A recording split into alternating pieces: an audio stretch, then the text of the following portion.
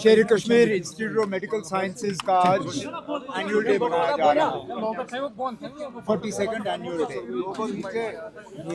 ये अस्पताल बना था इस मकसद से कि जम्मू कश्मीर के लोगों को इलाज हासिल करने के लिए पीजीआई, एम्स वगैरह जाने की ज़रूरत ना पड़े।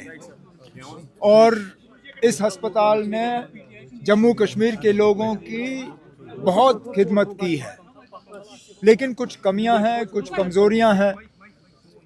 जैसे कि आज प्रोग्राम के दौरान डायरेक्टर साहब ने भी उनका जिक्र किया। एक तो स्किम्स की जो खुद मुख्तारी थी, वो खुद मुख्तारी इनसे ली गई, उसको दोबारा बहाल करना है। इनका अपना इंजीनियरिंग विंग था, उसको वापस बहाल करना है।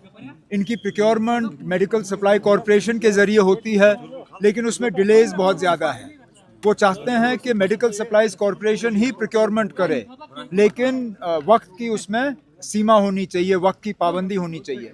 अब जैसे मैंने आज कहा, जहाँ पे भी हम स्किम्स की मदद कर सकेंगे ताकि ज़्यादा से ज़्यादा हमारे जो मरीज़ हैं वो यहीं इलाज हासिल कर सकें और उनको दिल्ली, बम्बई, चंडीगढ़ वगैरह जाने की ज़रूरत ना पड़े, यही हमारी कोशिश होगी।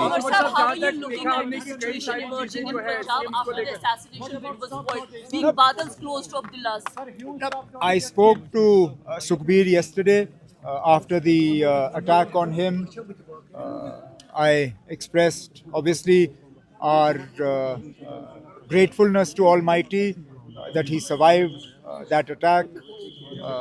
We spoke about the situation. Obviously, some of the things that he shared with me are not for public consumption, but it's a matter of concern.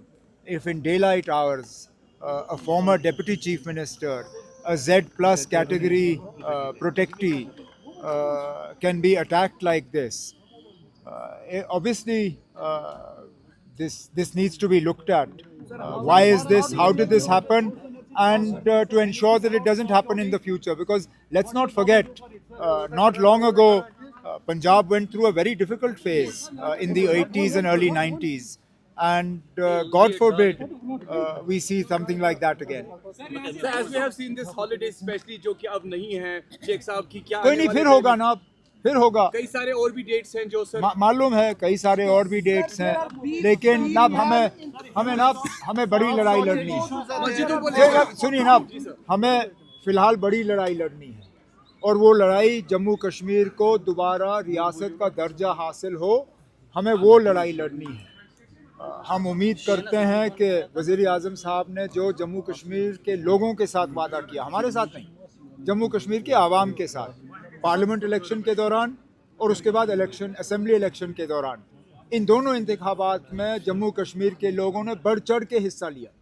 कहीं पे भी शिकायत नहीं आई कि उनको मजबूरन पोलिंग बूथ में लेके उनसे वोट डलवाए गए। अपनी मर्ज़ी से गए और उन्होंने इस इलेक्शन को कामयाब किया, इस उम्मीद के साथ कि उनके साथ जो वादे किए गए, बिलखसूस रियासत का दर्जा वापस मिलने का, वो हमें वापस मिलेगा। अब वज़ीर आज़म साहब, होम मिनिस्टर साहब महाराष्ट्र, झारखंड इन चीज़ों में थोड़े बिजी थे, अब उनको वहाँ से फुर्सत मिली है, तो अब उनसे बात की जाएगी ताकि जल्द से जल्द जम्मू कश्मीर को रियासत का दर्जा वापस मिले।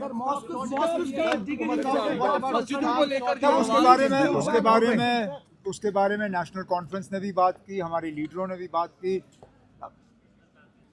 इस मुल्क में हर किसी मजहब के लोगों को रहने की खुली छूट है।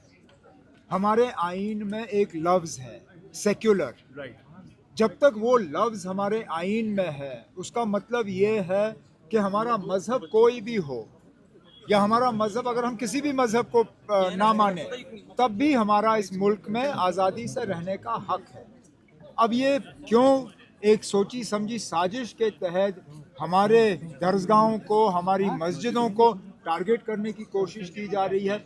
मैंने बार बार ये कहा है, ठीक है ना, आप कहते हो आप मुसलमानों को अपीज़ नहीं करोगे, मत करिए अपीज़, हम अपीज़मेंट नहीं मांगते, लेकिन अपीज़मेंट ना करने का मतलब ये नहीं है कि आप हमें निशाना बनाइए। Don't target us in the name of not appeasing us, don't victimise us. going after our mosques, going after our shrines, going after our way of practicing our religion, you are victimizing us.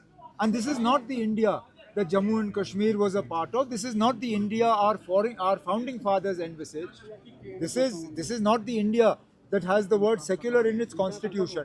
जब तक है इसको secular रखिए, अगर नहीं रखना है तो चलिए ना, आप पार्लियामेंट से अगर इसको निकाल सकते हैं निकालिए, फिर क्या है. Thank you, sir. Okay.